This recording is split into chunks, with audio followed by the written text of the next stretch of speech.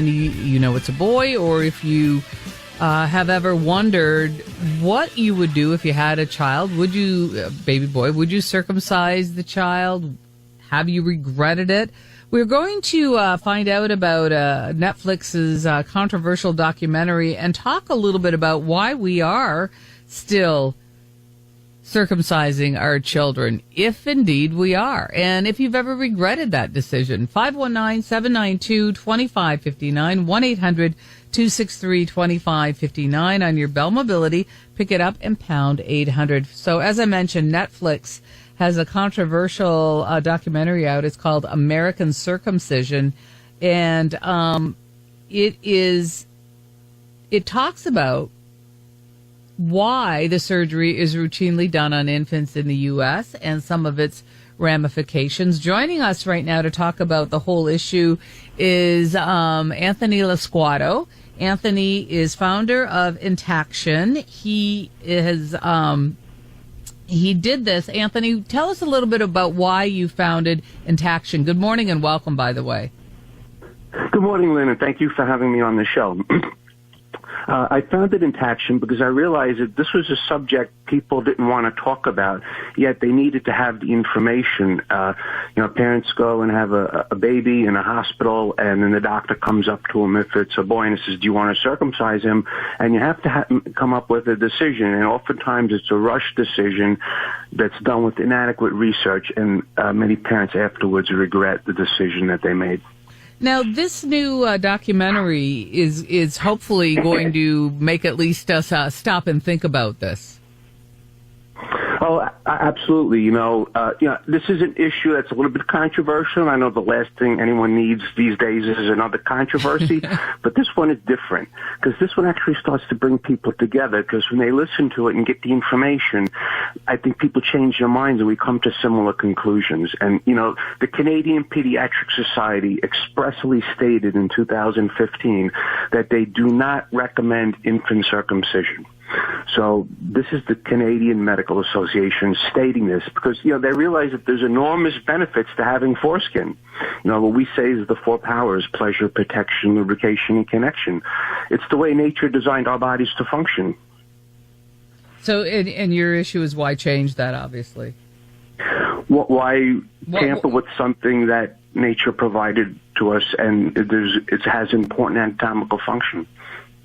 This, the Staying Intact movement, I think, Anthony, has been something that has been going on for many, many years now, and yet we still find that many people are indeed opting for circumcision. I think is something that was discussed that really started gaining traction in maybe the mid to late 80s, even early 90s. No, you're right, Lynn. But the introduction of the internet, over the last decade, and social media, and the availability of information has brought the issue to the forefront. When I first started in this movement, I've been doing this over 10 years, it was an issue that was rarely discussed in the media. I would go months and months without any press articles. But now it seems to happen almost on a weekly basis, so much that I can't even keep up with it all. So people are talking about it. They want to know more about it. What's it about? Why is it being done mostly in America, while the rest of the world, over 22 medical societies around the world specifically, do not recommend it? What's going on? Why are Americans in this bubble? Yeah, it's interesting because I think you're correct, Anthony. Here in North America, in Canada, I think it's much like in the United States. We are very, very different than the rest of the world. What have you been able to surmise, come up with as far as why we are so different? We have to realize in the United States, it's a little bit different from Canada in that in the United States we have a fee-for-service medical system. So doctors get paid. The more they do, the more they get paid. So getting insurance reimbursements has been a major driver in the United States on perpetuating this practice being done. It's interesting because now our understanding, too, is that even in Canada, it is a service that we pay for. It is not something that is free any longer. And I think it has gone up quite a bit over the last number of years as well. Well, Well, you're right, Lynn, and I think we're seeing circumcision rates in Canada dropping substantially, and they probably will fall in line to where European statistics are, which is like less than 10%. Outside of religious groups or religious reasons, you're going to see the practice being done by doctors in hospitals is just going to fall off a cliff. So why is this documentary so controversial? It's called American Circumcision. Why is it so controversial, Anthony? Well, it's controversial in that, this is an issue that I think people are reluctant to think about or discuss because the mere act of doing that causes them to reflect on what they've done to either their children or what was done to themselves, and it's something I think they don't want to think about. But this is a fantastic documentary. It's award-winning. It's called American Circumcision. It's on Netflix. It's on Amazon. It's on iTunes. The director spent over 6 years gathering the footage used in this movie. And, I don't want to give away the ending, but the movie does have some incredible moments I'd like to share with you. Some very emotional moments, including from some young men on how circumcision has affected their lives. Okay, so share some of that. Share what you can without giving away too much about the film. Sure. One of the things I've experienced being an advocate for many years is that the doctors that promote circumcision seem to have a surprising lack of empathy for their patients. For instance, in the movie, on hearing that many young men have felt they've been damaged by circumcision, there's this doctor named Dr. Edgar Schoen. He was asked what he would say to them, and his response was, I would tell him to get a life. And afterwards, the movie reveals that one of the young men, a fellow by the name of Jonathan Conte, he later committed suicide. So to have that lack of empathy and compassion from a medical professional is really, it really shocks the conscience. Mm-hmm. Let's talk a little bit about regret, because the suggestion is that many of us may regret doing it to our children or even having it done to ourselves. You deal with that a fair bit within your organization? We do. The movie covers that very well. It interviews a number of mothers that have regret later on because they didn't realize what they were doing. And there's really one emotional story that was captured on film when a young mother realizes that her doctors were lying to her. They didn't tell her they botched her son and disfigured him.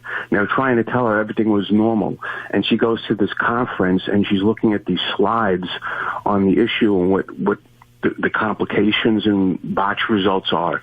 And she breaks into tears because she realizes her son was botched. She didn't need to do this, and the doctors were lying to her all along. So I think that's one of the most emotional moments in the whole movie. Okay. Why is it harmful? Because that's what people want to know, is that this is something that traditionally in North America we're very used to seeing, we're very used to doing. For many people, it has absolutely nothing to do with religion. It has everything to do with, I want to be like dad, or this is just something that we have done for generations. Why is it harmful? Why do we need to stop? Well, it's harmful for two main reasons. First of all, it's the pain and trauma that's inflicted on babies that's totally unnecessary. Doctors can't use anesthesia on a baby like they would on an adult. It would be too risky and too dangerous to use that on a baby. So what they resort to is either not using any anesthesia, which is mostly the default, or they use a type of cream called a numbing cream, like an Emla cream, which if you ever had some, if I put some on your arm, you wouldn't feel anything, but the doctors can tell the parents that they use something. Or perhaps lidocaine shots, which are not totally effective either, and a lot of doctors won't do it because they either don't know how to administer it or they can't be bothered. So basically you're tying a baby down in this contraption and you're putting this device on its penis which crushes the foreskin because they need to do that to prevent bleeding. It's extremely painful. The baby suffers throughout the process, which takes as long as 15 minutes or sometimes longer. And I've spoken to a lot of medical professionals that work on maternity floors, and when they line up the baby boys to do the circumcisions in a procedure room, you can hear the screaming down the hallway. Are there, I mean, and you also talk, and I know the documentary talks about botched circumcisions as well, and a lot of people say, my God, how can that happen? Like, how can, professionals who know what they're doing botch a circumcision? Well, a study was done in the U.S. just this year, and they found by studying insurance databases and insurance data that the botches and complication rates are as high as 11.5%. And how can things go wrong? You have to realize a baby's penis is kind of small. It's a very tiny thing, and a millimeter one way or the other can have this significant difference when they put this device on the baby's penis, which has to crush the foreskin. Sometimes parts of the tissue or the penis get trapped into the jaws of this device, and it causes irreparable disfigurement or damage, and it's in varying stages. There's symptoms called buried penis. There's removal of parts of the glans penis. There's stenosis, which is narrowing of the urinary opening. So there's a host of things that can go wrong, including infection and excessive bleeding. A lot of things can go wrong. So a baby is so tiny, if doctor's off just a slight amount in his adjustment or in his technique, it can have tremendous complications. We know, and you talked a little bit about kind of like the 4 powers and why we would change those. We have heard this before, that men that are not circumcised don't risk any higher infection, have more pleasure during sex. Are those things true?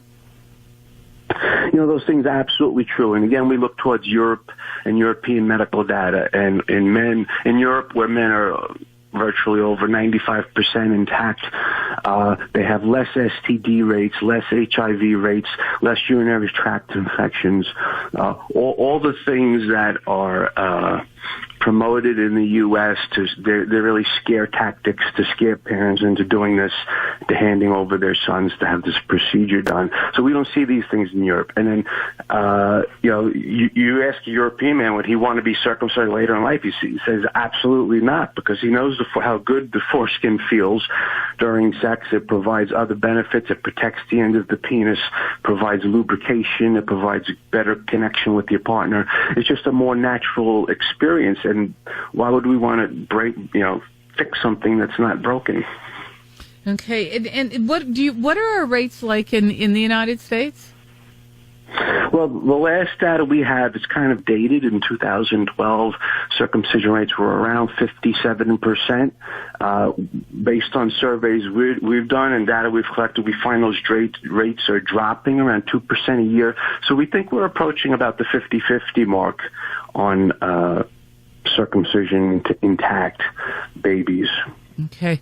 And so you want people to really, really, I guess you want people to do more than just think about this. You want people not to do this at all.